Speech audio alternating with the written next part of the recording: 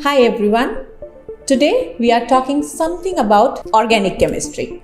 I know it is one of the scariest topic in the whole of chemistry, but at the same time it is the highest scoring. First and foremost thing, organic chemistry is all about carbon. You have to number your carbon correctly and remember the longest chain carbon rule. Apply that everywhere. Draw all your hydrogens and lone pairs which are hidden and you cannot see, because that will make your answer more correct. Identify the most electronegative atom in your molecule. You should know your structures very well.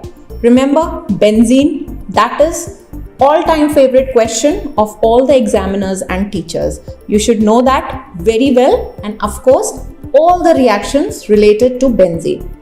After this comes electrophile and nucleophile. These two are match made in heaven and they are our best friends when it comes to organic chemistry. Lastly, it's time for the bonus tip.